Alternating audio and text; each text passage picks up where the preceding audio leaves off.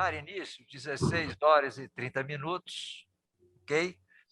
Então, inicialmente, o nosso boa tarde a todos que aqui estão conosco para mais um evento do Grupo de Trabalho Academia e Mercado, um grupo de trabalho coordenado pelo SINDUSCOM, Sindicato da Indústria da Construção Civil do Distrito Federal, por meio da gerência técnica,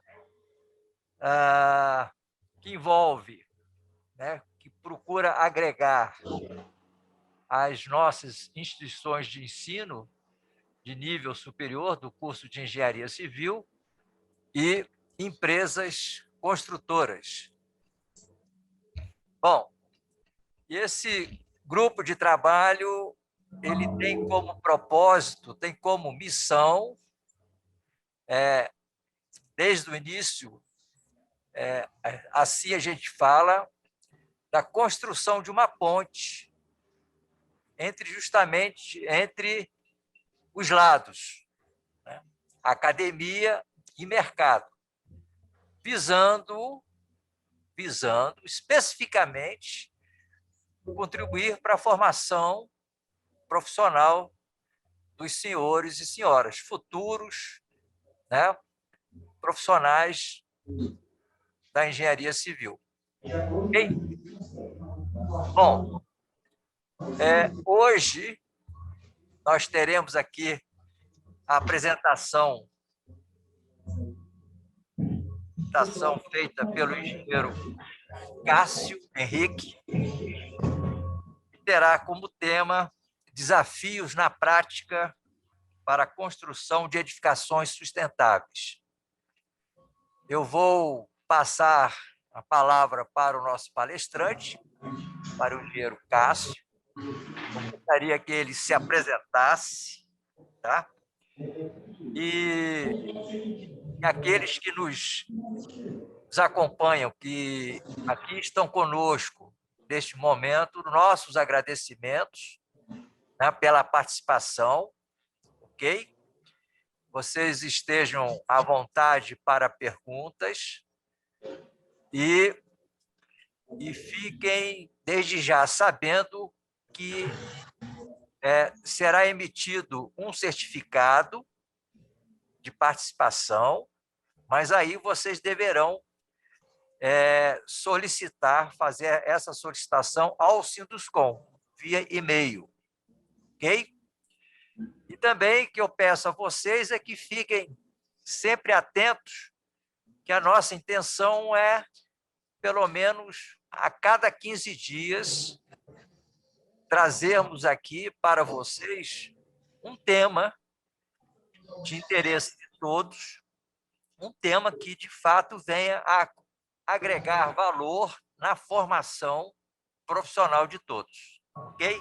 Esta é a nossa intenção, é fazer vocês cada vez melhores, fazer com que vocês, ao saírem, ao concluírem o curso, estejam prontos, preparados para os desafios do mercado, que o mercado assim exige. Okay? Além dos conhecimentos técnicos, providos pela instituição de ensino, nós entendemos também que é interessante para a formação de um futuro engenheiro ele conhecer um pouco da prática. Então, são dois conhecimentos que se somam. Ok? Bom, então, Cássio, a sala é sua, tá bom? Você tá bom. Pode dar início. Seja muito bem-vindo, Cássio, e desde já também o nosso muito obrigado por ter aceito, Sei que nós estamos tomando aí o seu tempo, tá? Muito obrigado aí por aceitar o nosso convite aí. Muito obrigado, Cássio. Claro. Obrigado, professor. Obrigado mais uma vez, de abrir as portas aí do grupo de trabalho para a gente poder mostrar um pouquinho do trabalho que fizemos durante o processo aí na certificação do nosso empreendimento Portinari. Obrigado também ao Sinduscom por estar patrocinando, por estar contribuindo para a formação desses futuros engenheiros, né? Então, a nossa apresentação ela tem ênfase realmente na certificação ambiental, mais específico na certificação LEED, que a gente vai falar um pouquinho, dos nossos desafios que a gente teve realmente na prática, né, dentro do canteiro de obras, para mostrar realmente quais foram os nossos desafios, desde a concepção do projeto, desde da fase de obra e até a fase de finalização para a obtenção da certificação com nível Platinum, né? Então, a gente vai falar do Portinari, foi executado aqui em Brasília, aqui na Asa Norte, né? Nós tivemos o privilégio de trazer para Brasília esse certificado, né? Que realmente foi um desafio muito grande, que a gente viu que realmente, na época que nós retiramos a certificação, nós fomos o 11º do país, na região centro-oeste só tivemos o nosso, e aí eu vou mostrar mais um pouquinho para você nas apresentações. Deixa eu ver se eu consigo compartilhar a tela.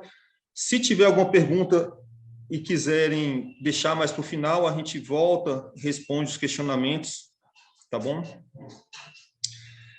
E como o professor já me falou, já me apresentou, já tem eu sou engenheiro civil pela Superengenharia. Deixa eu tentar compartilhar agora a tela.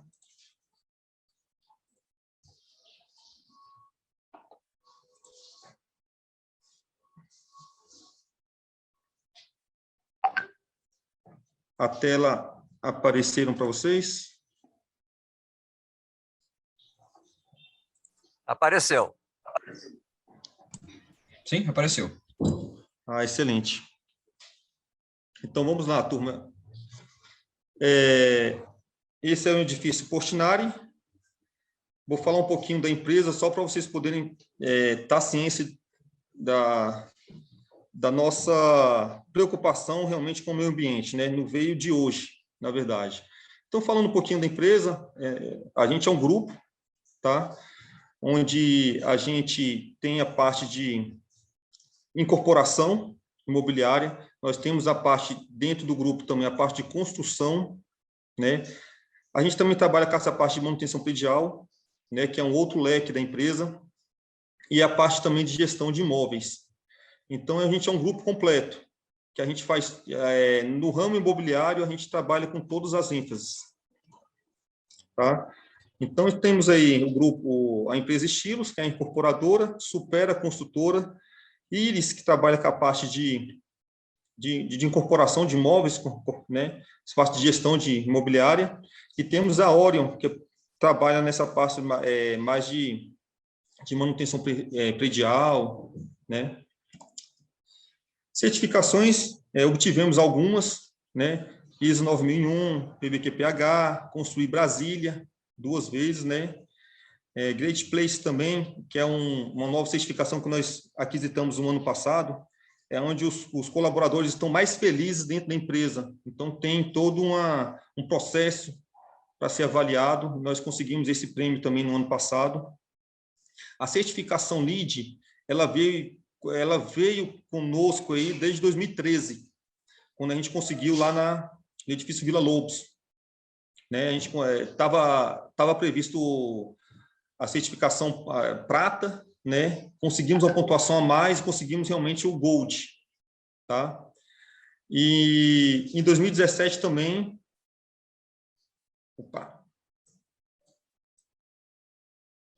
conseguimos também do CNC. Aqui, em 2013, Vila Lobos, 23 mil metros quadrados, localizado no SIG. Aqui está alocado para o INEP, né? Então tem sala cofre, tem é um edifício totalmente tecnológico, muito bom esse prédio. Consequentemente, em 2014, nós aquisitamos também a certificação LEED para o CNC. Essa obra ela tem 150 mil metros quadrados de obra, de área construída. Então, conseguimos pleitear o Gold, conseguimos. O Centro Corporativo Portinari, é o que a gente vai comentar um pouquinho dele, estava pleiteado uma certificação nível Gold, ouro, e mudamos o projeto, mudamos algumas especificações e conseguimos o Platinum, né? Então, é esse o edifício, né? E a gente vai falar um pouquinho dele um pouquinho mais na frente. Primeiro, a gente vai falar o que é a certificação LEED, como que a gente consegue para alcançar, né? Então, falando da certificação, né, é o maior selo de reconhecimento internacional, são 160 países em todo o mundo, né? Os benefícios dele são, basicamente, ambientais, sociais e econômicos, né? Isso nos traz um ambiente mais saudável e confortável, né? E redução, principalmente, de custos, né? Então, o governo, ele está tendo essa preocupação, principalmente em custos fixos, como energia e água. Então, ele está vendo que, realmente, esse tipo de empreendimento é um empreendimento para locação, né? Então, é uma ótima oportunidade para o governo em termos de locação, né? Panorama geral do setor, foi feito um estudo pelo GBC, que apenas 1% dos edifícios possui práticas sustentáveis, tá? E é sabido também que a construção civil ela é o maior gerador de impacto ao meio ambiente. Ela consome 75% dos recursos naturais, 44% de energia necessitada, né? Consome 12% de água potável, né? E gera, né? Além de consumir tudo isso, ela gera em torno de 40% de resíduos. De toda atividade humana, 40% é resíduo da construção civil, né? No Brasil, é 1% dos empreendimentos, pode-se dizer que são sustentáveis. Já na Europa, é em torno de 10% a 15%, né? E o desperdício de materiais pode chegar até 15%. Quando não é visto essas práticas já dentro do projeto. Objetivo da certificação, né? Então, tem a parte da definição, através de um padrão de medida, nós temos isso, né? A gente estimula, né, essas práticas sustentáveis no setor da construção civil, aumenta a consciência do consumidor, né? Valoriza o empreendimento. Um pouquinho mais na frente, eu vou mostrar para vocês o quanto que valoriza. E promove a liderança ambiental, né, nas empresas. Falando em ranking mundial, né, nós estamos aí entre o quarto do mundo. Nós temos... Isso são dados do final de 2018 para 2019. 2020 ainda não consegui esses dados. Mas, enfim... A gente ainda continua na quarta posição, com 532 certificados no país. A gente vê um número crescente, desde 2007, onde nós tivemos a nossa primeira certificação, até 2018. Então, nós temos aí toda essa gama que a gente vê crescendo realmente, de fato. Algumas tipologias, né? Prédio comercial, ele está realmente liderando.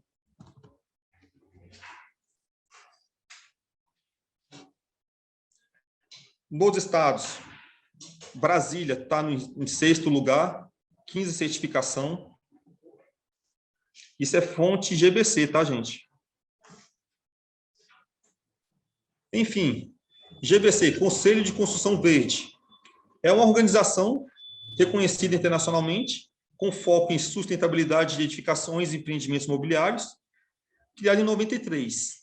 Tá? Ela está presente hoje em 160 países. Aqui no Brasil, é o GBC Brasil, localizado em São Paulo. Então, como nós falamos, né,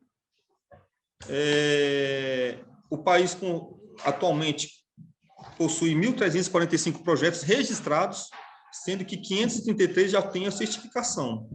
Só em 2018 foram 24 certificações. Entre 2012 a 2018, houve um aumento de 40%. Mas, mesmo assim, isso significa que é 1% total das construções que possuem certificações. Um estudo da FGV, liderado aí pelo professor Odilon, aponta que a certificação no Brasil tem uma valorização de até, ele fala que é de 4% a 8%, pode chegar até 8% no valor do aluguel ou venda. Então, nós temos aí um gráfico emitido pelo GBC, de 2007 a 2018, um gráfico crescente, tanto na parte de registros quanto na parte de certificações. Mas, por que se certificar? Né? O que é a certificação LEED? Por que obter a certificação? Quais os tipos de certificação? E como funciona o processo de certificação? Então, nossa primeira pergunta: o que é a certificação LEED? É um sistema de sustentabilidade com o objetivo de redução de impacto ambiental, adotando práticas saudáveis ao meio ambiente. Foi criado pelo GBC a fim de definir padrões em construções e planejamento urbano. A primeira versão foi em 99. Mas por que obter a certificação? A certificação LEED garante benefícios para todas as pessoas, proprietários e aquelas que vão habitar no empreendimento. Seus benefícios podem ser vistos em aspectos econômicos, sociais e ambientais. Benefícios: diminui custos operacionais, diminui riscos regulatórios, valoriza um imóvel para venda ou aluguel, ele aumenta também a velocidade da ocupação, o empreendimento se torna moderno, melhora a segurança e saúde dos trabalhadores, ele faz, de uma certa forma, a inclusão social, ele capacita os profissionais do canteiro de obras e na parte administrativa, consequentemente, vem a conscientização dos próprios colaboradores, dos próprios trabalhadores, e, consequentemente, isso reflete também no aumento da produtividade. Benefícios sociais. Nós temos aí o incentivo dos fornecedores, né, com a maior responsabilidade socioambientais. Isso eu vou mostrar um pouquinho mais na frente para vocês, nessa parte de aquisição de materiais. O que nós fizemos realmente para... Tivemos algumas dificuldades, sim, mas vocês vão ver um pouquinho mais na frente. Aumento da satisfação dos usuários, estímulo das políticas públicas, obter o uso racional e redução de extração de recursos naturais como energia e água, redução do consumo de energia, implantação consciente e ordenada, mitigação dos efeitos de mudanças climáticas, isso é um assunto bem importante também, uso de materiais e tecnologia de baixo impacto ambiental, redução, tratamento e reuso de resíduos da construção e operação, outro fato muito importante.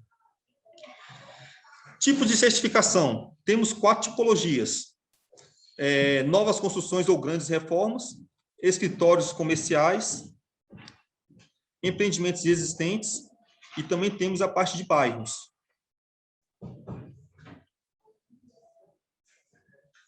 Temos aí o que é pré-requisitos e pontuações, tá? Dentro da certificação. Pré-requisito são aquelas pontuações mínimas a serem atendidas para que você possa ser certificado. E créditos são aquele somatório de pontos que vai conquistando ao longo do projeto ou ao longo da construção, de forma que você possa subir a sua categoria, podendo ser certificada, tem que ser um mínimo, prata, ouro ou platino. Como obter a certificação LEED? Aqui a gente mostra todas as etapas, que é a parte de registro, coleta de informações, tá? Análise da documentação e assim por diante.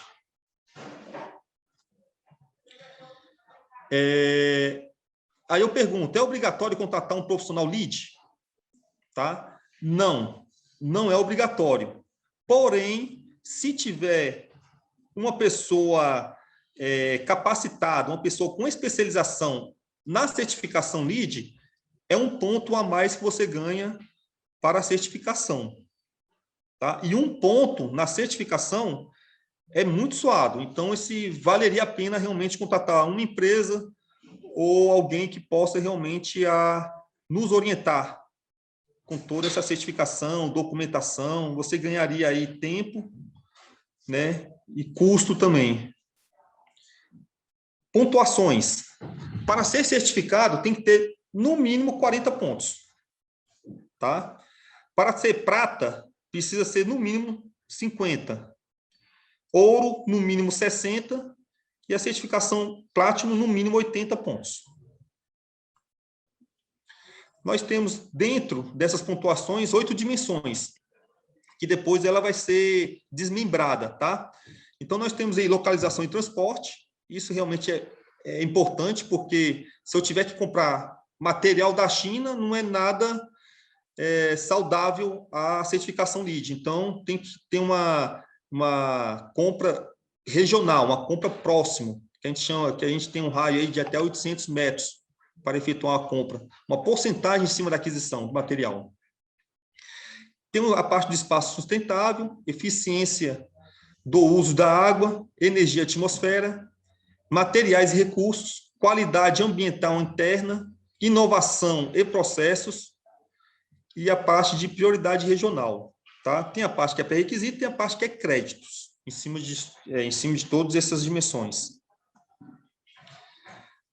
A metricidade na certificação, então 4% é na prioridade regional, 6% na inovação e design, água 10%, materiais 14%, qualidade do ar 15%, terreno em torno 26%, eficiência energética 35%. Somando tudo isso, daria 110 pontos no total. Tá? Isso aqui é elaborado pelo GBC, ele viu que realmente essas pontuações, eles observam o que gera realmente mais impacto e assim por diante. Então, no Brasil, são esses 110 pontos com essas metricidades aí para cada item. Requisitos mínimos no Brasil: a água tem que ter pelo menos uma redução de 40% no consumo da água. Energia, 30%. Emissão de CO2, no mínimo 35% de redução.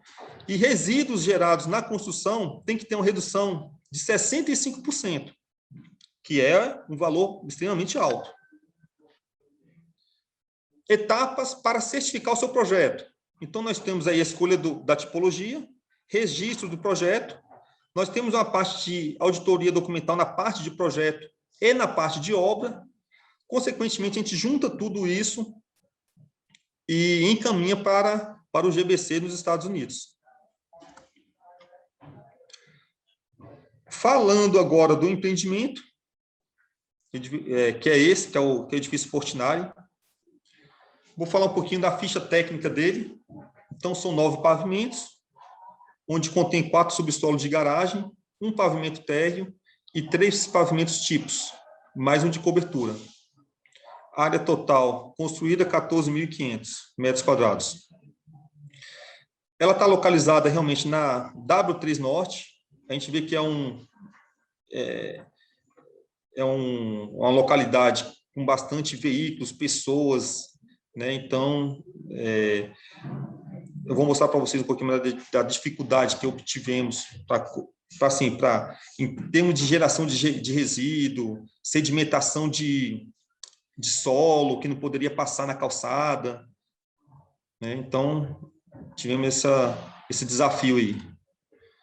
Aqui são os subsolos, são as plantinhas baixas, né? 4 subsolo, 3º subsolo, 2º subsolo, 1º subsolo.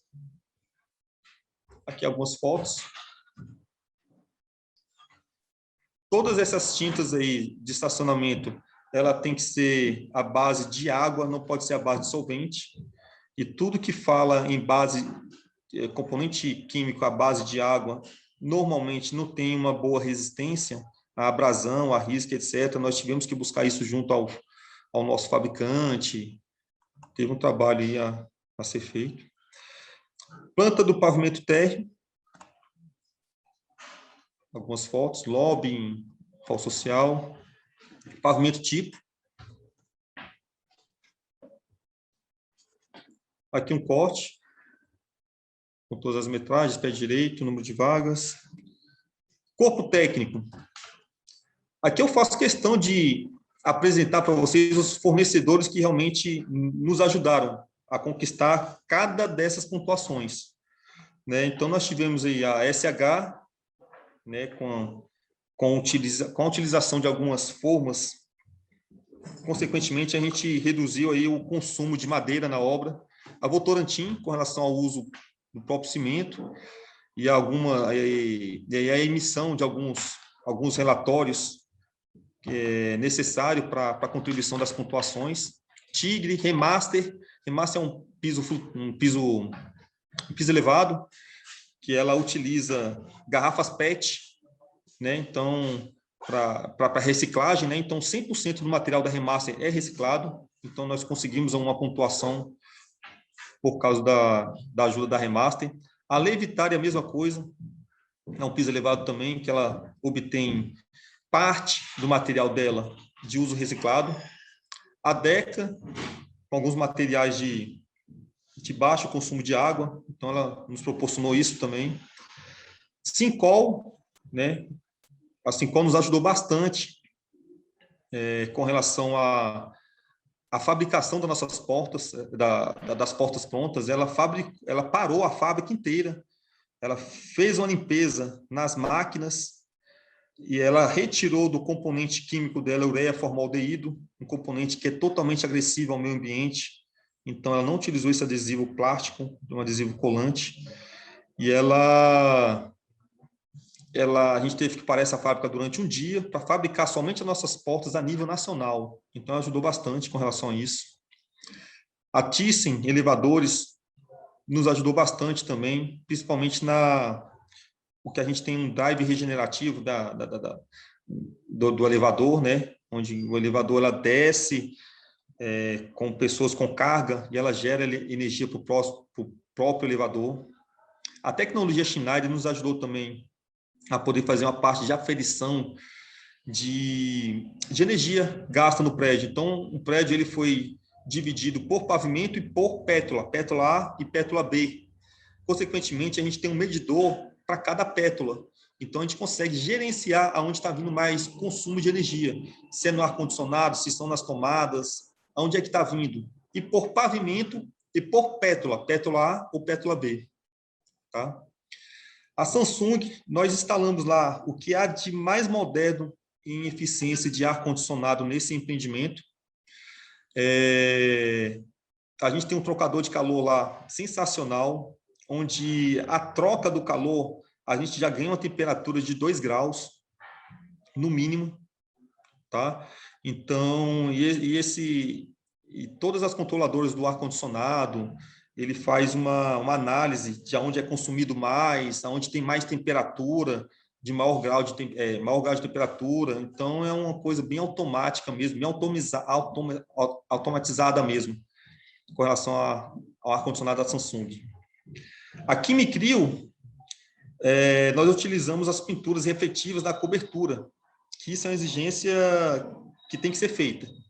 Tá? Então, essa eficiência térmica do prédio, eles batem muito em cima, e a Quimicrio nos ajudou bastante, porque a Quimicrio, ela tem uma boa aderência até em cima da própria impermeabilização, que a gente impermeabilizou tudo com poliureia.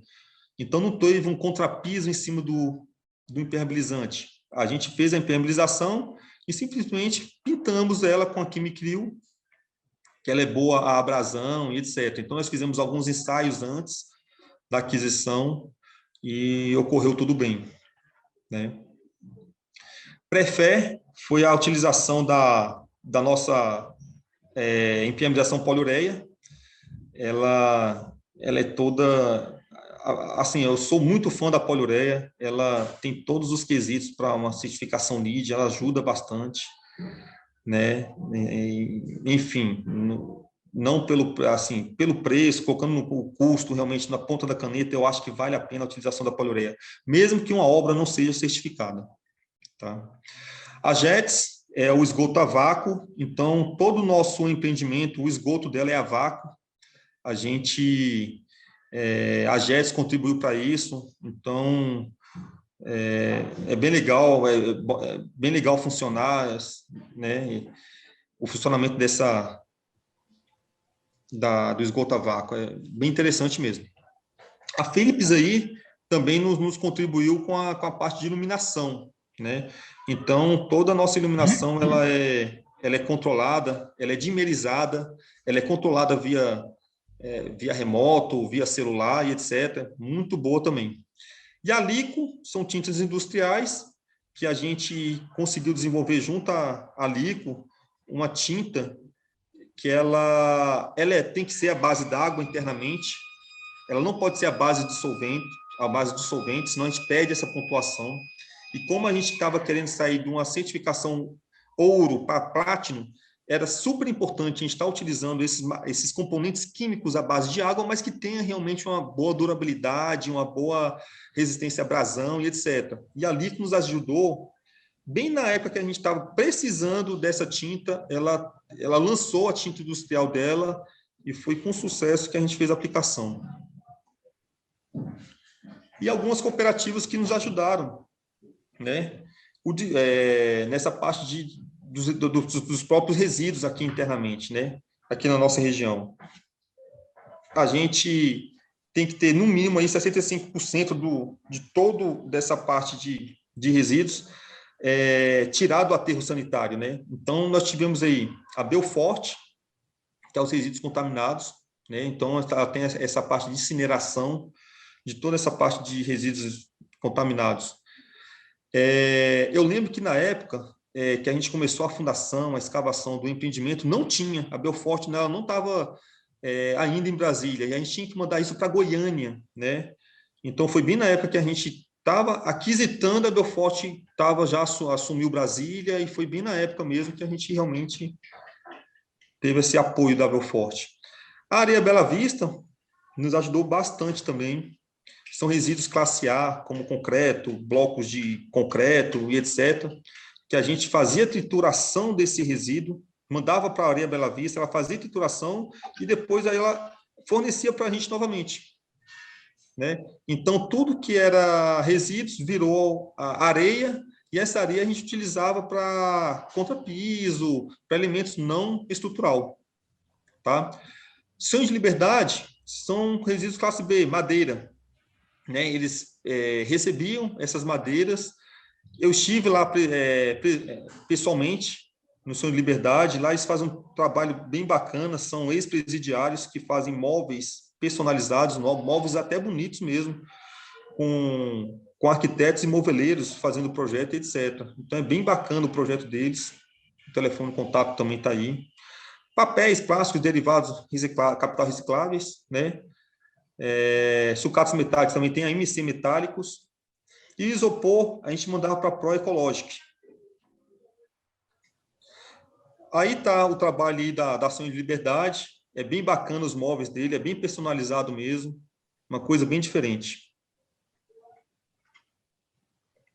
Eu faço questão de mostrar esses fornecedores, gente, porque esse aqui já é meio caminho andado de pesquisas e entrar em contato. Então, seria bacana ter isso em mente para alguém quiser entrar realmente nesse ramo, já está aí meio caminho andado, né, em questão de pesquisas, tá?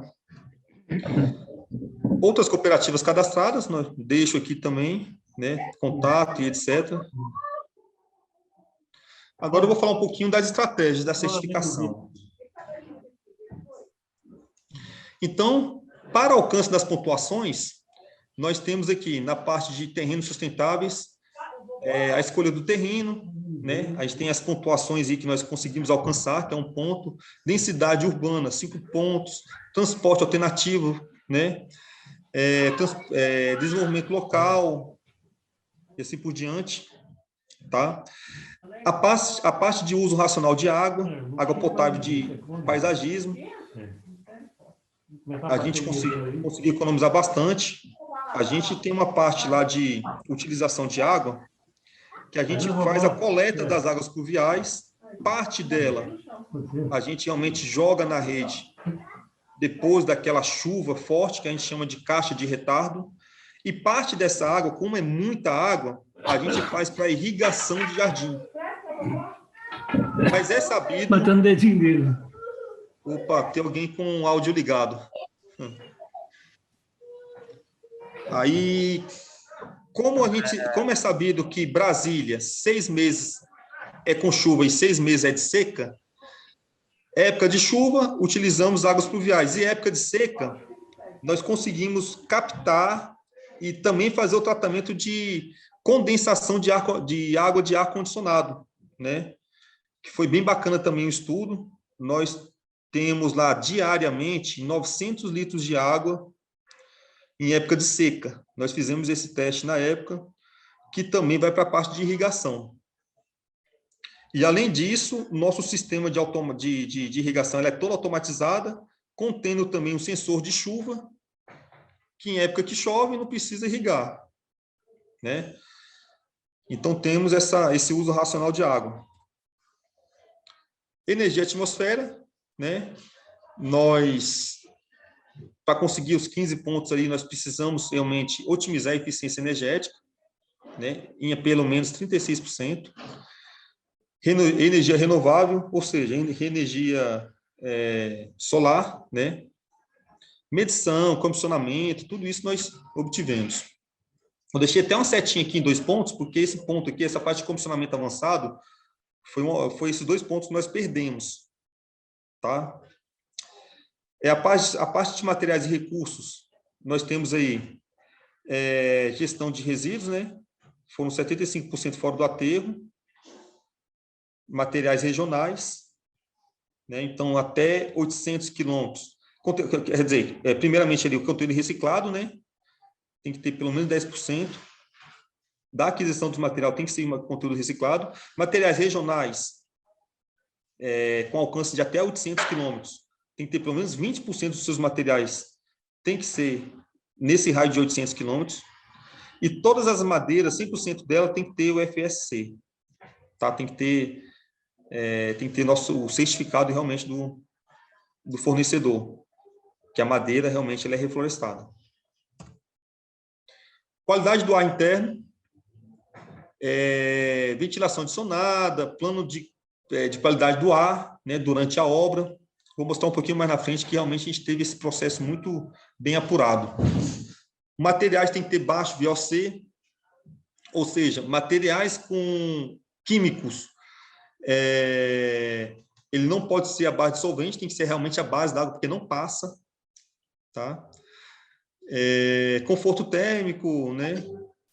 E a parte de acesso a paisagens, ou seja, nada de parede, fachada, etc. Inovação de projeto, a gente tem a parte de programa de educação ambiental, isso era feito, se não me engano, era feito a cada 3 meses, que a gente fazia um conteúdo novo, falando de alguns outros assuntos, mas a reunião mesmo de treinamentos aos colaboradores era feita mensalmente. Tá? Redução de consumo de água, redução de ilhas de calor, principalmente na parte da cobertura, né? Transporte alternativo, né? E aquele um ponto que eu comentei com vocês do profissional credenciado pela própria certificação LEED, pelo GBC. Também é um ponto. Tá? Temos a parte de prioridades regionais, tá? Água potável e paisagismo, né? Tecnologias inovadoras para fluentes, redução de consumo de água e medição para verificação de unidades alocadas, né? Tudo isso daqui eu vou mostrar um pouquinho mais na frente para vocês, tá bom? Totalizando tudo isso daí, dá 83 pontos. Tá. Quais foram as nossas metas atingidas, né? Era 65% de resíduos, de desvio de resíduos, nós alcançamos 78%. Então, o que nós fizemos? Nós separamos todas as coletas de resíduos gerados na obra e encaminhamos para os locais estratégicos e, consequentemente, a gente conseguia pegar com ele uma declaração de que ele recebeu aquele resíduo e que ele vai tratar aquele resíduo como algo que realmente pode ser reciclado e vai ter que comprovar isso. Então, ele dava essa declaração para a gente. Tá? 11% aquisição de materiais com conteúdo reciclado. Então, piso elevado, todos esses resíduos classe A, classe B e etc., a gente conseguiu realmente essas declarações, para conseguir essa meta de 11%. 53% da aquisição de materiais regionais, um raio de até 800 quilômetros, tá? 54% da utilização de madeiras incorporada ao empreendimento era FSC, tá? Portas, MDFs, rodapés, principalmente rodapés é muito difícil encontrar, mas a gente conseguiu encontrar. 48% da redução do consumo de água potável. O que nós fizemos para isso? Nós instalamos lá, mudamos nosso projeto, colocamos o esgotamento a vácuo, né? Aproveitamento de águas pluviais, mais a condensação de ar-condicionado. Fizemos a parte de automatização para irrigação e colocamos medidores setoriais. Então, todos os pavimentos contêm 2 medidores de água, na pétala B e na pétala A. Consequentemente, a gente consegue ver com mais precisão aonde que está gastando mais água. 36% da redução do consumo de energia. O que nós fizemos? Colocamos elevadores de alta performance, fizemos a simulação energética computacional, tá? Sistema de gerenciamento de iluminação com lâmpadas LED de alta eficiência, consumo de energia monitorada e controlada através de um sistema de automação predial, inclusive iluminação, medidores, né? Tudo isso setoriadas também por pavimento. Instalamos placas fotovoltaicas na cobertura, né? Que a cobertura é relativamente pequena, mas ela conseguiu gerar em torno aí de anual 92 mil kWh de energia. E também tivemos a preocupação com essa parte de envoltória da própria, do próprio empreendimento. Colocamos uma outra fachada, na fachada norte e a fachada oeste, onde pega a maior carga térmica, para diminuir essa carga térmica internamente, né? Então, consequentemente, se a gente tem 2 fachadas, essa ilha de calor ela fica para o lado externo. Então, ajudou bastante na eficiência do ar-condicionado. Sabemos nós que o maior vilão da energia elétrica se chama ar-condicionado, né? Então, nós contribuímos bastante com essa redução na própria fachada, tá? Qualidade do ar interno. Temos a renovação do sistema de climatização, renovação de ar. Temos algum sistema de exaustão com sensores de CO no subsolo, isso é bem importante. Aqui em Brasil, eu vi pouquíssimos prédios utilizando esse sistema. É um sistema de sensor na garagem, onde o nível de CO2 aumenta, aí sim ele liga os seus ventiladores. Ele não fica ligado o tempo todo. Então, é bem importante estar instalando esses sensores de CO2 nos subsolos. E a fachada aproveitada para a diminuição de carga térmica do edifício, né? Também contribui para a qualidade do ar interno. Controle de impactos ambientais. Estratégias adotadas em obra. Então, primeiramente, nós temos o controle da erosão, isso em época de obra mesmo, e sedimentos na obra, tá? Então, utilizamos bandeja para contenção de vazamentos de equipamentos, seja caminhão, seja máquina de perfuração de fundação e etc. Criamos um depósito de contaminantes em local protegido, coberto e identificado. Temos o controle de contaminação do solo, que isso a gente chama de kit mitigação. A gente tem um kit de mitigação que faz a coletagem desse solo, desse objeto que está contaminado, e a gente considera realmente como contaminante, um resíduo perigoso, e a gente manda isso para incineração. Limpeza diária das entradas da obra, né, para minimizar a parte de carregamento de sedimentos. E temos também testes de sólidos sedimentáveis, a gente chama de teste em off, que nas águas pluviais a gente faz a coletagem internamente na nossa obra, faz o tratamento dessa água, e aí quando essa água estiver limpa, que a gente faz o descarte dela para a rede. Mas uma coisa nos chamou atenção, por que a gente faz todo esse processo de tratamento dessa água pluvial e descarta na rede. Por que não reutilizar? E foi assim foi feito. Nós utilizamos essa água novamente. Tratamento de efluente de tinta, de lavagem de pincéis e rolos. A gente não pode utilizar lavagem de pincéis, aquele sedimento daquela água contaminante, simplesmente jogar na rede. Tem um outro tipo de tratamento que a gente faz, que ela faz uma coagulação dessa tinta, torna-se a água mais limpa, não 100%, mas bem mais limpa, quase 100%. E esse coagulante a gente manda para incineração. É um tratamento bem bacana também. Então, está aí na nossa primeira foto, essas 3 fotos superiores à esquerda, o nosso cone em off. Aquela primeira foto ali, tirada em 24 de fevereiro de 2015, a gente vê que tem bastante sedimento, né? Aquela segunda foto com o rapaz segurando, a gente vê que ela foi realmente tratada, está sendo tratada, ela está sendo sedimentada. E aquela terceira foto ali é a mesma água, por incrível que pareça, que a gente fez um registro de torneiro, torneiro de jardim, para a reutilização dessa água para a lavagem do próprio canteiro. Então, você vê que ela fica bem incolor, dá para colocar novamente na rede. Mas por que colocar na rede se a gente pode realmente utilizar essa água, né? Ao canto superior à direita, nós temos o kit mitigação, que é justamente isso daí. Ele é um tambor lacrado, que a gente considera realmente contaminante, que a gente encaminha ela para uma empresa especializada que vai fazer toda essa parte de incineração do produto. Tá? Mais embaixo aí, nós temos aí que a gente chama de manta absorvente. O que é isso? Todo aquele material, óleo, contaminante no solo, a gente coloca essas bandejinhas em pontos estratégicos, coloca nesse absorvente, ele vai absorver todo o óleo e a água não. E esse absorvente a gente manda também para incineração. Tá? A gente pode ver que o canto inferior à direita, onde está esse caminhão, a gente não conseguiu essa manta absorvente também gigante. Então, nós improvisamos. Por que fazer dentro do canteiro e não fazer fora da obra? Então, se é para fazer, bora fazer. Então, nós criamos aí esse absorvente gigante para ficar debaixo do caminhão, né, que derrama muito óleo, muito produto poluente, tá? E com manta de BD em lona.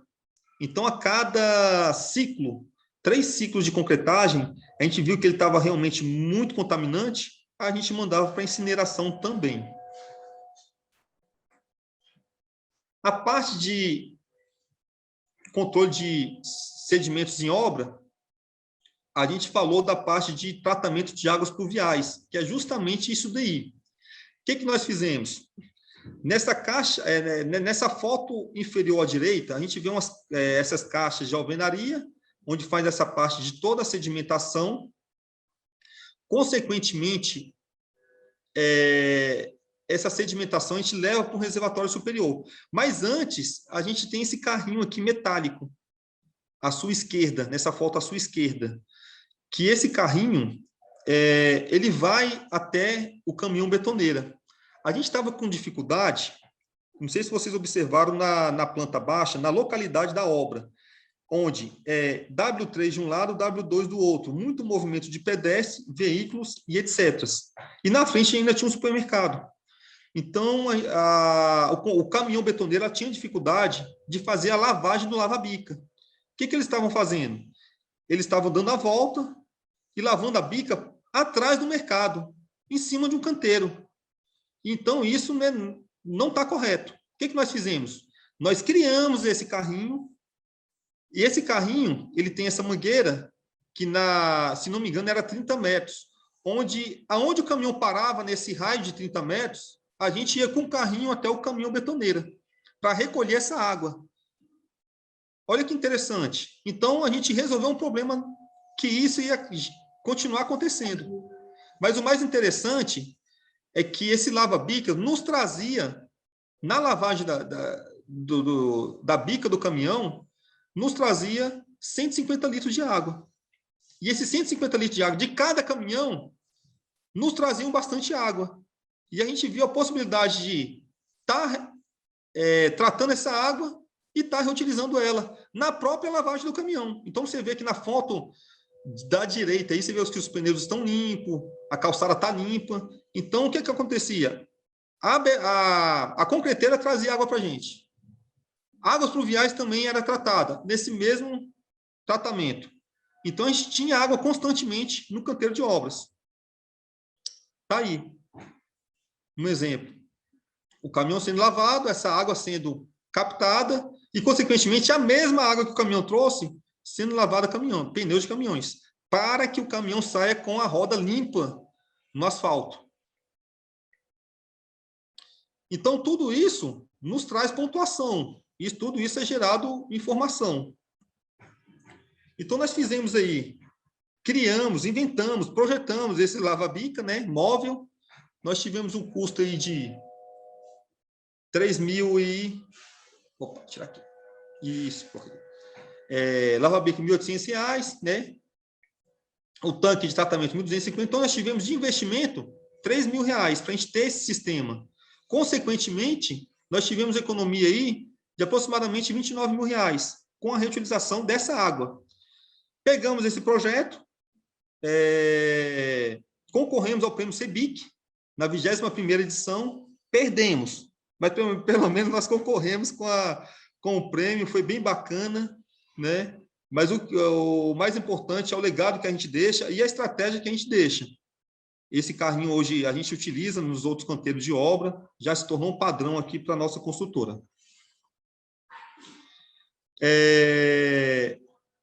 Na parte de demolição, tem que ter controle de partículas suspensas. A limpeza no entorno de água, ali ao entorno da obra, era lavado constantemente, e as pessoas até paravam a gente na obra e falavam, poxa, vocês estão gastando água. Aí eu ia explicar para eles, não, essa água, a gente fez o tratamento dela, a gente não jogou na rede, e a gente está reutilizando a água que era para ser jogada fora. Então, essa água aqui, a gente tem por obrigação fazer essa lavagem mesmo ao entorno da obra, né? Então, está aqui a parte também do Tanflock, daquela limpeza dos pincéis, dos rolinhos, né? A gente não pode simplesmente jogar esse material químico poluente na rede. A gente tem que fazer o tratamento. Então, está aqui o nosso tratamento de água. Aí está o nosso reservatório. Então, toda a água todo o pincel que era lavado, essa água aí com esse reservatório também é água do tratamento de águas pluviais e tratamento de lava-bica do próprio caminhão. Então, a gente também fazia a própria lavagem. E essa água aqui, ela é floculada, então, tornasse-se coagulantes, a gente pegava esse material químico e mandava para incineração, e o restante da água que sobrava, a gente reutilizava ela também novamente. Então, a gente sempre tratava a água como um bem precioso na obra. Então, a gente estava sempre reciclando, sempre fazendo a parte de...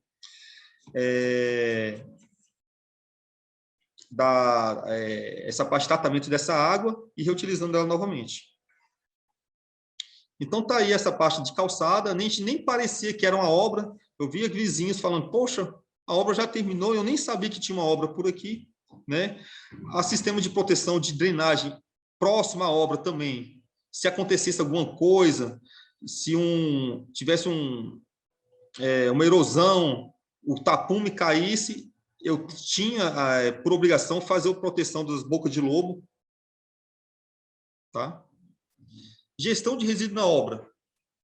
Então, a gente disponibilizava uma central de resíduo, tá? Com todas as categorias, todas as classes dos resíduos. Tá? Disponibilizamos também caçambas alocados estrategicamente dentro e fora da obra. Triagem e acondicionamento dos resíduos de forma correta. Fizemos também a parte de separação de resíduos classe A, B, C e D. O que acontece? Na demolição do empreendimento, a gente teve uma dificuldade, foi a nossa primeira dificuldade. A gente tinha que separar o concreto armado, o concreto do aço. Consequentemente, a gente teve que contratar uma empresa que tinha aquelas pinças para triturar o concreto e separar o aço. Porque na reciclagem do concreto não pode ter um pedacinho do aço. Então, a gente teve que ter esse trabalho logo no início da demolição da edificação existente, antes da nossa nova construção. E também temos a parte de controles desses resíduos, que a gente chama de CTRs, né? Que são as declarações que a gente pegava de cada resíduo reciclado. Então, a gente tinha CTRs que eram todas controladas. Então, tem aqui algumas fotos. Então, essas lixeiras eram todas espalhadas na obra, e a gente tinha, assim, uma conscientização muito grande dos colaboradores com relação a isso, porque como nós vimos, a gente veio de 3 obras com certificação, então os colaboradores já estavam treinados para isso, né? Eram quase 10 anos de obra com a mesma estratégia. E as pessoas que entravam, as pessoas que eram novas, elas acabavam entrando no ritmo também. Tá? Então, lixeiras na obra e central de resíduos também eram todos separados, e depois a gente pegava todos esses resíduos e mandava para o local correto, para reciclagem. Então, aqui tem alguns resíduos perigosos, né, que eram tratados realmente como resíduos perigosos. Luvas de baqueta, gente, é um resíduo perigoso, tá? Lâmpadas, a mesma coisa, né? Então, a gente mandava para incineração.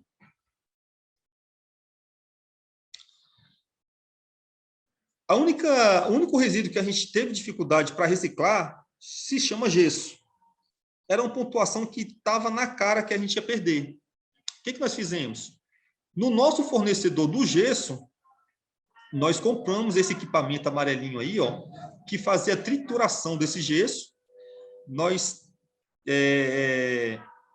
A gente forneceu esse equipamento para o fornecedor de gesso e pedimos a ele, ó, você vai acumular esse resíduo, vai triturar e vai encaminhar para um local que realmente possa ser reutilizado. E aonde que possa ser reutilizado? Nós descobrimos que esse resíduo virado pó pode ser controlado o pH de terra em agricultura. Consequentemente, próximo a Sobradinho, tinha uma fazenda, onde esse fornecedor, ao invés de comprar calcário, ele recebia da gente esse gesso, consequentemente, ele emitia um CTR para a gente. Então, a gente conseguiu reciclar esse gesso. Foi a única dificuldade assim, maior que a gente teve, realmente, foi gesso. Mas conseguimos, realmente, ganhar essa pontuação com a reciclagem do gesso. Consequentemente, a gente teve um panorama bem bacana, que foi essa compra reversa de massas corridas. Então, essas massinhas corridas que vêm no plástico e por fora vem essas caixinhas de papelão, a gente se comprometeu ao fornecedor que a gente ia utilizar a massa dele, o saquinho ia mandar para incineração, mas o papelão a gente ia dobrar com cuidado e fornecer para ele. Consequentemente, a gente tinha uma economia na compra da massa no valor de 57 centavos na época, em 2016, 2017, que a gente teve esse desconto. Foi bem bacana também, foi essa compra reversa. Isso proporcionou que o fornecedor teria a caixa de volta, né? Ao invés de comprar, ao invés de fabricar, a gente conseguiu fazer uma espécie de reciclagem dessas caixas. A parte de aço é simplesmente vender que é a parte mais fácil que tem, reciclar aço, né? Vender para as cooperativas aí para fazer a reciclagem dela.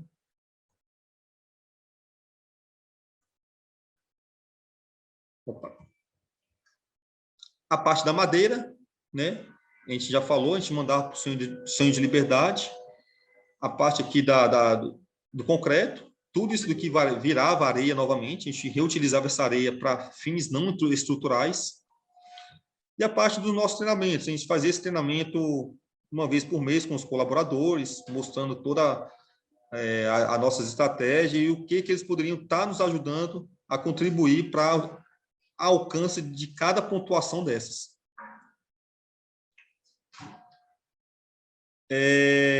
Bem na época,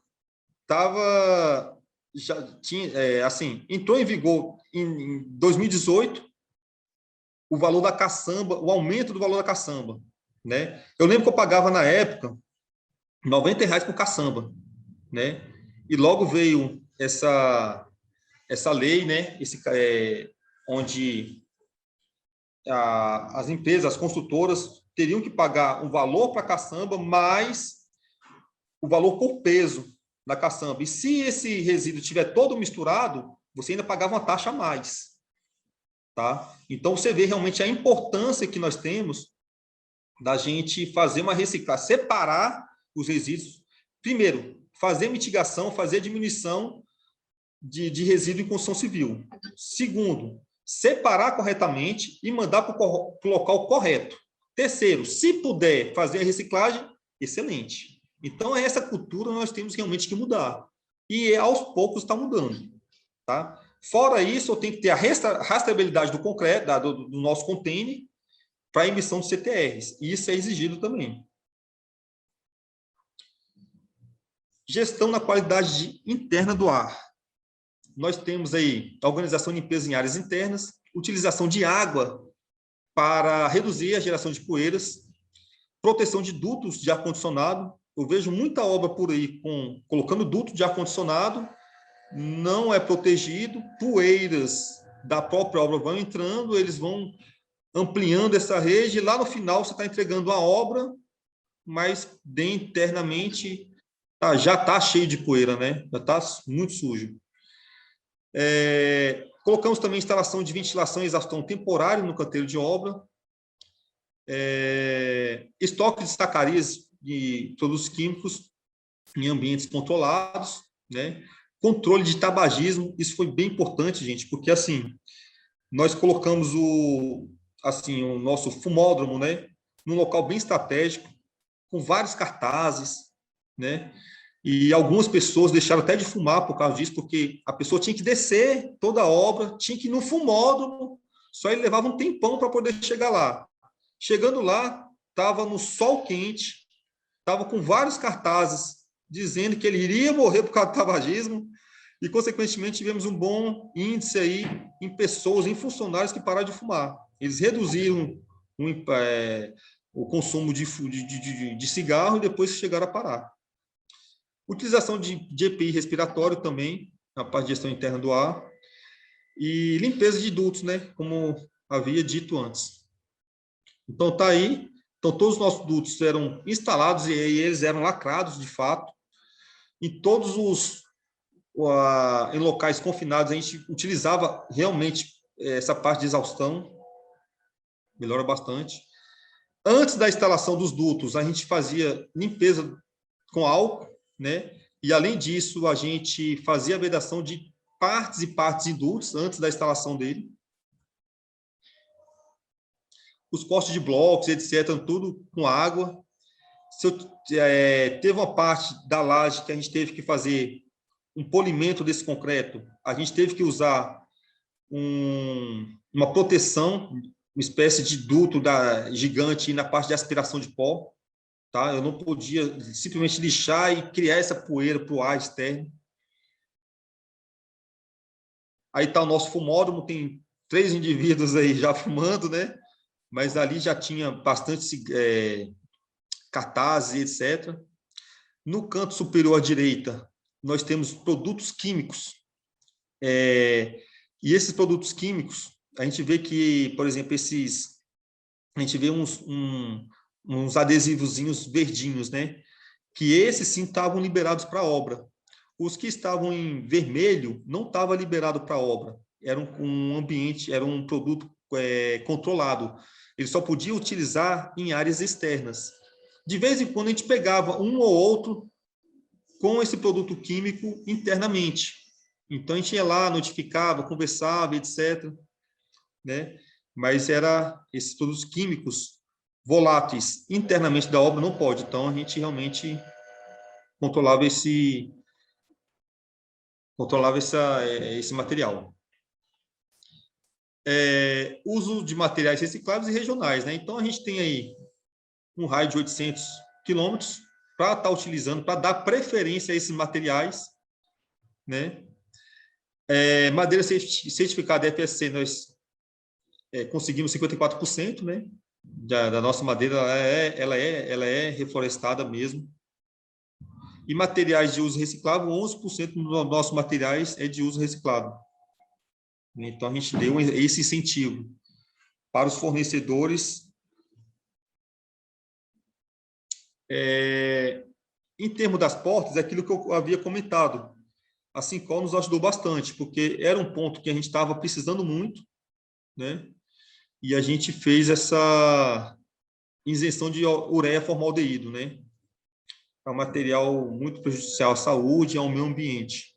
Então, a Sincol, ela parou a fábrica durante um dia para poder fabricar nossas portas, isso a nível nacional. Já na parte de MDF, é que realmente houve realmente um desespero na obra. Por quê? Porque não adianta nada a gente colocar um material ecológico, que é um material frágil, só para conseguir uma pontuação, certo? Então, nós temos aí o bagaço de cana, bagaço de coco verde, todos esses MDFs poderiam estar empregados no nosso edifício, né? Como shafts e etc. O problema é que é um material muito frágil. A gente não quis correr o risco.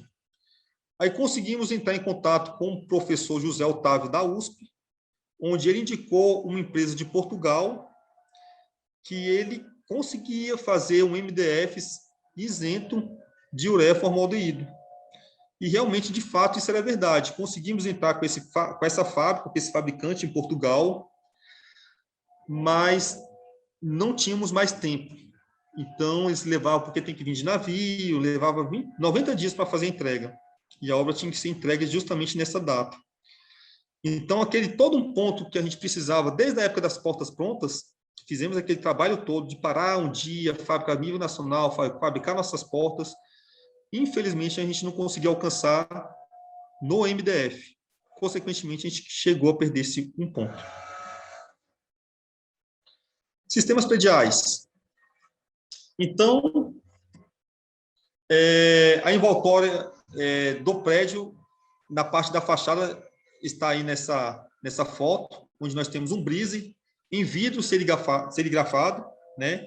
Aonde ela barra muito ali a parte de redução diretamente do sol para a fachada. Então, ela cria uma ilha de calor externa, onde nós temos aí uma redução de pelo menos 47%. Nossa subestação, né? Então, a gente tem uma dupla alimentação na sede, e uma delas vem diretamente do estádio Mané Garrincha, tá? Nossos quadros estão todos TTAs, totalmente testados. A nossa subestação, ela é uma subestação de 1.500 kVAs, ela é para todo o prédio mesmo, então não é só para a parte de emergência, ela deixa funcionando todos os computadores, ar-condicionado, tudo. Ela entra em rampa, ou seja, ela não tem aquele pique, se a falta de energia não tem aquele pique, né? Se precisar, ela já entra direto, você nem sabe se realmente faltou energia. Isso por 48 horas de combustível.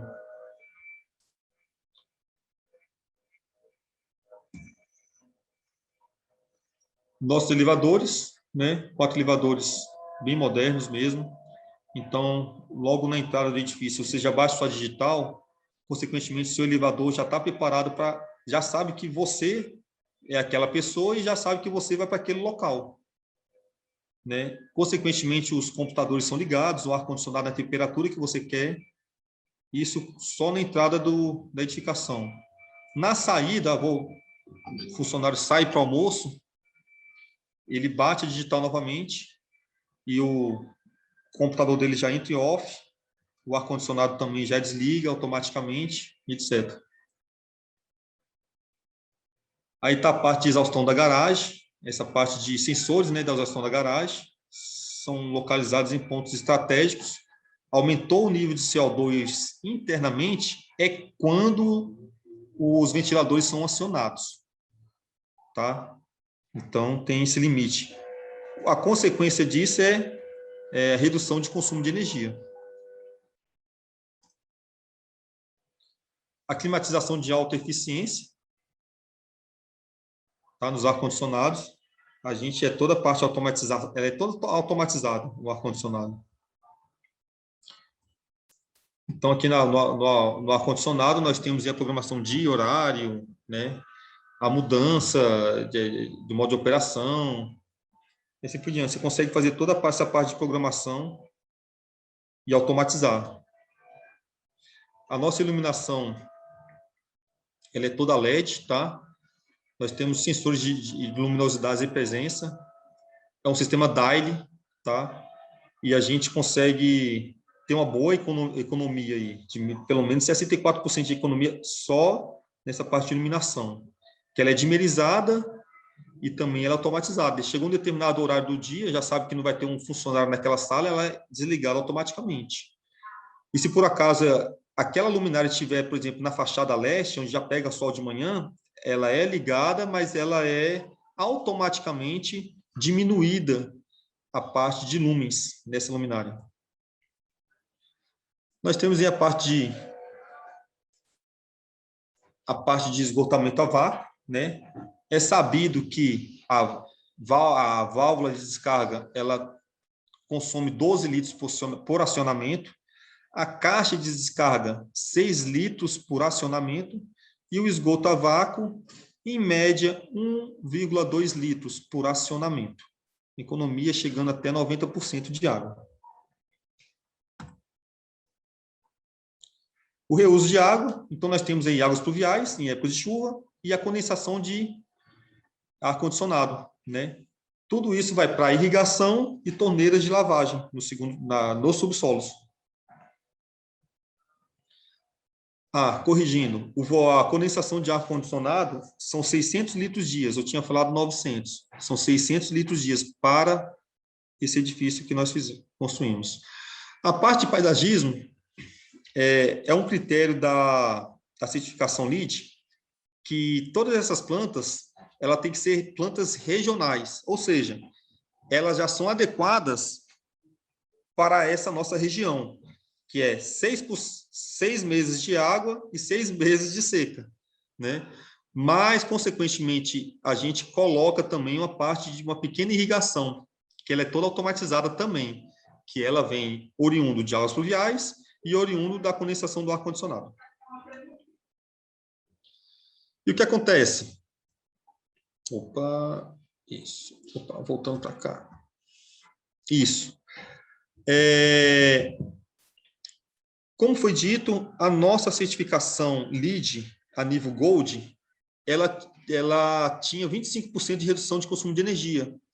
Para a gente alcançar o nível Platinum, a gente teve que aumentar para 36% para a redução de consumo de energia. Consequentemente, a gente teve que instalar umas placas fotovoltaicas, tivemos que fazer uma mini usina lá para ter essa eficiência energética.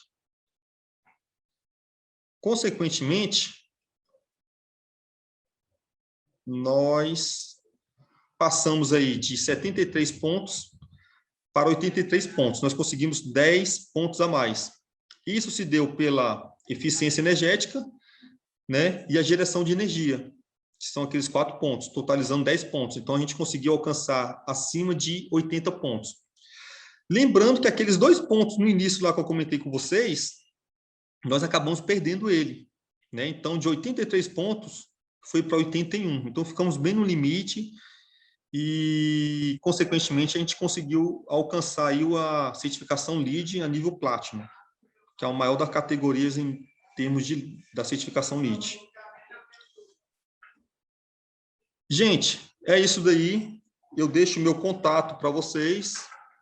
Se vocês quiserem fazer alguma visita no edifício Portinari, basta fazer um grupinho pequeno com relação à Covid. Está bem complicado, mas a gente consegue fazer sim algumas visitas, né? Deixo meu contato aí, fico disponível aí para perguntas, para quem tiver. E para quem tiver interesse de saber um pouquinho mais a fundo, fazer alguma pesquisa, algum trabalho de conclusão de curso, eu estou com vários materiais aqui que eu posso estar fornecendo para vocês, tá? E é isso daí. Fico disponível aí agora para perguntas. E obrigado.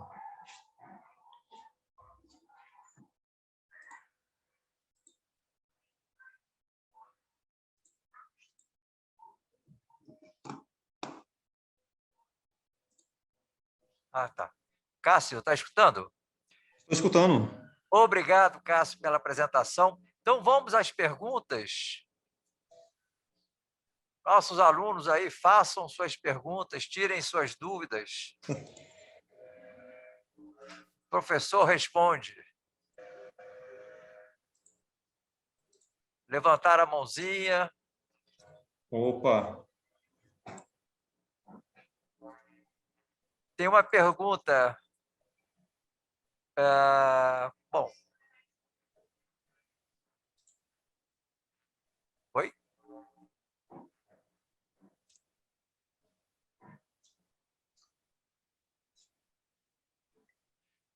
Igor. Qual o padrão mínimo de medida? Isso. Eu não sei que medida seria essa medida. Eu acho que deve ser qual a pontuação mínima para se certificar, né? Eu acho que é isso a pergunta. Ô, Célio, você gostaria de fazer essa pergunta para o palestrante? Hein, Célio? Ah, certo. Excelente pergunta. Olha só, a certificação LEED, ela começa desde o projeto, desde a concepção do projeto. Se o projeto não tiver de acordo, a obra também não vai estar. E para você pegar um projeto que já está em execução e simplesmente falar assim, eu quero se certificar, pode ser que aconteça, mas vai ser bem difícil. Então, o planejamento, ela se dá pelo menos uns 2 anos antes do projeto, porque aí você vai estudar toda a eficiência do seu prédio, aquela característica que eu mostrei para vocês, de uma fachada dupla, como é que vai ser o ar-condicionado, se eu vou colocar se a gente vai colocar um esgoto a vácuo ou não, né? Tudo isso são estratégias são premissas que a gente tem que tomar essa decisão antes de que o projeto seja elaborado. Então, no meu ponto de vista, na experiência que tivemos, pelo menos 2 anos antes da elaboração dos projetos complementares. Boa pergunta, viu? Beleza. Ninguém me perguntou ainda sobre custo, o quanto que custa para se certificar. Eu acho que isso deve ser, assim, eu acho que muitos de vocês devem estar se perguntando, poxa, mas para eu implantar essa certificação, quanto é que custa? Certo? Olha só, nessa obra, ela custou, na nossa primeira obra, ela custou em torno de 7% do valor total da obra. Então, 7% do valor total da obra a mais para se certificar na certificação LEED. Na segunda obra, gerou em torno de 5%. Nessa obra do Portinari, como a gente veio pegando know-how de experiência, ela custou para a gente 3% no custo total da obra. Mas visto que o imóvel teve uma valorização de 8%. Ou seja, nós estamos no lucro ainda 5%. A gente ainda acha que na nossa próxima obra a gente gera em torno de 1%. Né? E é para isso que a gente está trabalhando. A gente acha que a gente pode ter um custo na certificação LEED de 1%. Alguém mais? Pode fazer. Oi, Cássio. Boa tarde, tudo bem? Tudo jóia. Quem fala é Carlos, aqui, estagiário do Sinduscom. Opa, Carlos. Eu gostaria de parabenizar aí você e estar à frente aí desse projeto, né? Bacana. Bem bacana aí, ter novos conhecimentos. E o que me chamou a atenção foi referente à planilha de indicadores dos resíduos. Você saberia quantificar o volume e peso de cada classe? O volume, sim. A densidade é fácil tirar, mas a gente tem essa aferição, essa medida muito bem controlada na época do monitoramento, né? Então, a gente fazia esse controle mensalmente, era aferido e a gente encaminhava isso para uma empresa chamada CTE, que é de São Paulo. ela que fez toda a parte de verificação e comissionamento da certificação. Então, todas as classes, elas tinham que, de fato, ser monitoradas e aferidas antes da gente encaminhar para o órgão que estava nos credenciando junto ao GBC. Mas era aferida sim, viu? Eu faço essa pergunta porque, assim, para saber desse peso ou desse volume, qual que foi a questão se houve, né, uma porcentagem ainda para destinação, né, ou então se houve aí um valor de reciclagem, né? Porque aí depois desses indicadores aí você poderia dizer, ó, tantos por cento foi reciclado e tantos por cento foi destinado para alocação, né? É o seguinte, esse controle ele é obrigado a ter, entendeu? Quantos por cento foi reciclado e quantos por cento não foi reciclado. A gente tem tudo isso perante as classes, classe A, B, C e D, entendeu? Isso mensalmente. Então, isso é um item que é obrigatório e a gente tem esses índices sim. Ótimo. Tá certo, então. Obrigado. Nada. Cássio, você acessando aí o bate-papo, tem mais uma pergunta do Célio Vamos Lima. lá. Se o Célio quiser falar, acessar aí o áudio. Deixa eu ver aqui se eu acho a pergunta dele. Ah, tá. Célio Lima. Teve uma tabela que você mostrou que relaciona o número de registros para obter certificação. De 2017, não, 2007 a 2018, na verdade, lá. Corrigindo aí. Houve uma baixa. Na sua visão, qual seria o motivo da redução? Na verdade, não houve uma baixa, foi uma alta, foi um crescimento, né? 2007 a 2018.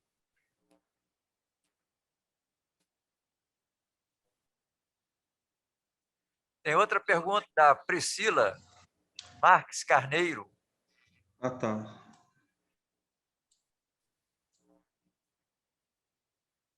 Os selos de qualidade apresenta maior monetário ao imóvel? O selo da qualidade da ISO, está falando da ISO 9001? Não, acho que acredito que seja o LEED, né? Tá. Sim. É porque, assim, a edificação ela foi projetada para locação e não para venda. E em cima da locação, a gente realmente teve um acréscimo gerando em torno de 8% do valor do imóvel. Tá? Então, a gente já estava esperando isso. Então, a gente teve um aumento, sim, monetário, tá? Tá certo. Tem também uma mensagem do Francisco Alex, dizendo que tive a honra de ser seu aluno e visitar essa obra em 2016. Opa, a honra é toda nossa. Alex, deve ser Soares. Alex, Alex, lembro do Alex, sim. Opa, deixa eu voltar aqui. Realmente ele foi meu aluno, eu lembro dele, sim. Ótimo aluno. É isso aí, Alex. Um abraço. Cássio, eu gostaria de fazer uma pergunta. Claro, claro. Sim, você foi o engenheiro residente dessa obra. Sim. O que essa obra te exigiu a mais, né? Porque ela foge de todo um contexto, né, normal, né? Foge. O que ela exigiu a mais de você como engenheiro? Vamos lá. A nossa concepção de engenheiro dentro de canteiro de obras é simplesmente olhar o projeto e construir. Nessa obra específica, teve o a mais. Vocês estão com essa meta a ser alcançada, vocês têm que ir atrás dessa meta. Foi algo muito novo, né? A gente vê que,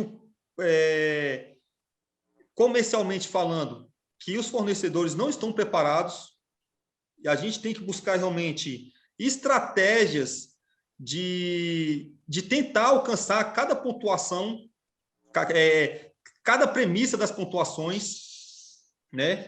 A gente teve que recorrer a grandes fornecedores, teve que recorrer também a pequenos fornecedores, mas que estavam ali preparados a nos emitir os CTRs, as declarações, né? E assim, como a gente vê que essas estratégias demanda bastante tempo, a gente teve que ter um corpo por trás da gente que nos apoiasse. E que o que a gente fez? Nós trouxemos arquitetos para dentro dos canteiros de obras, né? Estagiários, tivemos bastante estagiários, tivemos um engenheiro na parte somente de instalações, tivemos uma pessoa só para olhar projeto, tivemos um comprador que ficasse disponível para a gente, fazendo essas pesquisas. Então, assim, o maior desafio que a gente vê é que a indústria, o mercado, eles não está preparado e que a gente precisa realmente de um corpo bem preparado, um corpo bem...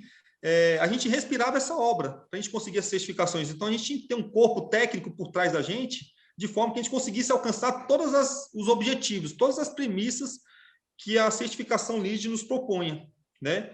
E, assim, não era para inglês mesmo, não. A certificação LEED é algo muito sério, né? A nossa pessoa, a pessoa que acompanhava a gente, que era de São Paulo, ela vinha uma vez por mês aqui para Brasília, mas de vez em quando ela passava aqui, porque ela tinha outras obras, e ela passava assim, ela até brincava com a gente, ela passava de surpresa para a obra para ver se a gente realmente estava fazendo o correto. Então, a gente não fazia algo simplesmente para gerar papel, a gente fazia algo realmente para que funcionasse, né? Aquelas pontuações que a gente não conseguiu alcançar, realmente foi de fato, foi muito dolorido, a gente realmente não conseguiu, né? Mas, enfim, mercado hoje não está preparado, né? Em termos de materiais e de serviços também, alguns serviços, e você tem que ter realmente um corpo por trás da gente para nos dar esse suporte. Tá ótimo. A Gisele quer fazer alguma pergunta? Oi, Cássio. Oi, Gisele. Pois é, o seu aluno lá teve prazer de ser seu aluno e eu, como gerente do Indicadores de Concreto, tive a felicidade de ter o canteiro de vocês como participante do projeto.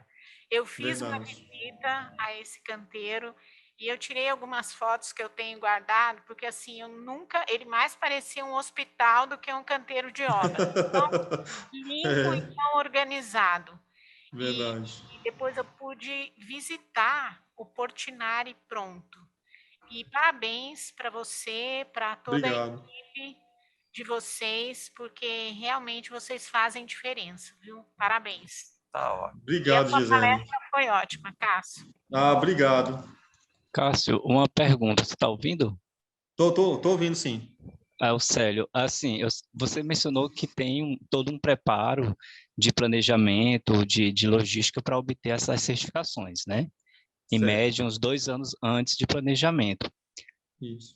Após a obra concluída, tem algum serviço que vá...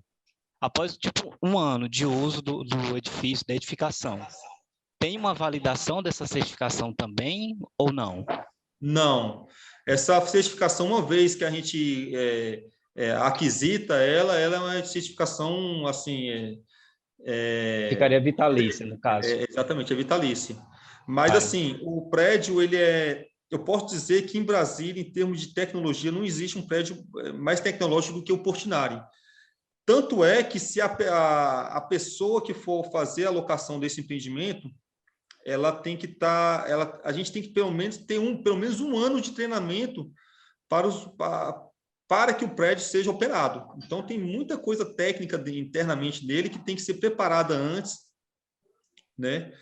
Para que realmente o empreendimento continua com essa parte da certificação. Porque, assim, a gente vê essa certificação no projeto e no papel, né? Mas e o uso dela, né? Essa economia de água, um tubo que estourou, ou a energia que está da sala do fulano que está consumindo mais energia, tudo isso é monitorado pelo nosso sistema. Eu nem coloquei na apresentação, mas a gente tem um sistema muito bem afinado, apurado, que a gente controla todos esses níveis, inclusive até nível de reservatório de águas pluviais, para onde que essa água está indo, a gente tem isso tudo no computador. Então, assim, a utilização dela continua. Por isso que a gente precisa fazer um treinamento para esse corpo que for realmente fazer a aquisição do prédio. Entendi. Obrigado, Cássio. Mas Nada. parabéns também pela palestra, as explicações foram Bom, claras. bacana. Que bom. E eu vou ver se eu consigo uma forma de agendar de visitar o Portinari. Eu moro aqui em Brasília, eu moro na Ceilândia.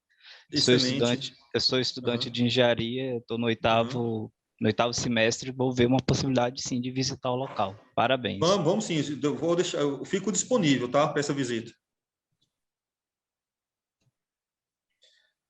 Pessoal, são quase 18 horas. Mais alguma pergunta, por favor?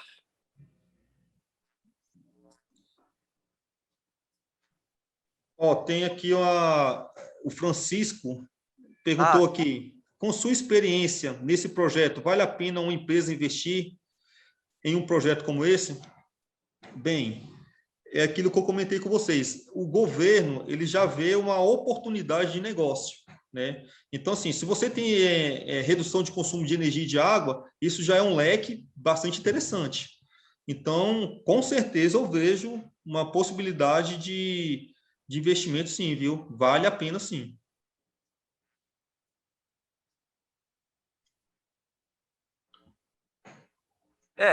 inclusive, vamos dizer assim, não chega a esse nível, mas acredito que vocês já tenham ouvido falar no Programa Brasileiro da Qualidade e Produtividade do Habitat, né, o PBQPH, Isso. né? Nós temos uma norma, o referencial normativo SIAC, lá já tem alguns requisitos voltados para a sustentabilidade no canteiro de obras. Então, hoje, o nosso setor, o setor da construção civil, ele está voltado para as questões ambientais, ok? Então, segregação de resíduos, classe A, B, C, D, isso a gente já vê em obras, né? Em canteiros de obras, as empresas preocupadas com a geração de resíduos, né? E aquilo que o Cássio falou, o importante é não gerar resíduos, né? Fazer com que eles sejam os mínimos possíveis, porque, em grande parte, esses resíduos eles decorrem de retrabalhos, ou seja, de serviços mal executados, enfim, né? Mas a construção civil, o setor da construção civil vem evoluindo nesses últimos anos, tá? Essa certificação LEED é o expoente, é o máximo, é o plus, mas, né, nós temos as nossas empresas, muitas delas, principalmente aquelas que mantêm um sistema de gestão da qualidade, elas se preocupam com essas questões ambientais. Não, logicamente, a esse nível, né, que foi colocado aqui pelo Cássio, né? Lá, realmente, o empreendimento ele é fora de série, né? Como a Gisele, eu também tive a oportunidade de conhecer esse empreendimento, ele é um espetáculo, né? Bom, 18h02. Mais alguma pergunta, gente? Bom, acho que nós podemos, então, encerrar a atividade de hoje, agradecendo mais uma vez ao Cássio pela sua apresentação bastante objetiva, clara, né, que nos fez entender bem, né? Vocês puderam observar aí o quanto é importante a participação do engenheiro, né, do engenheiro residente, responsável por fazer, né? Então, Cássio, nosso muito obrigado, né? Esperamos contar com você mais vezes, né? Eu Claro, sei que claro. está sempre se apresenta sempre de forma voluntária. Agradecer a vocês todos que participaram, nosso muito obrigado, e estejam certos de que esse canal, né, a partir de hoje, estará aberto. Então, a nossa pretensão é ver se daqui a 2 semanas ou 3 semanas, no máximo, nós deveremos fazer mais um próximo encontro, né, Gisele, né, Carlos? Né? Isso. Trazendo o que eu falo, mais um novo saber, tá certo? Trazer um palestrante para que ele possa compartilhar conosco, né, de novos conhecimentos, enfim. Então, nós vamos encerrar por aqui. Essas lives, elas serão divulgadas por meio dos coordenadores dos cursos, né, de vocês, professores, enfim. Então, fiquem no pé deles, tá? Procurando saber desses encontros. Nós chegamos aqui, se não me falha a memória, 49 participantes, então foi uma marca muito legal. Mas nós queremos mais alunos, mais alunos, ok? Então, olha, muito obrigado a vocês, a todos que participaram, tá? Ao Cássio, mais uma vez, a Gisele, tá? E ao Carlos, ao Sinduscom, por essa iniciativa. Então, sigamos em frente, gente. Olha, muito obrigado a todos, ok? Obrigado, gente. Obrigado pela presença de todos. Boa noite Valeu. a vocês. Nós vamos abraço. encerrar, então, o encontro.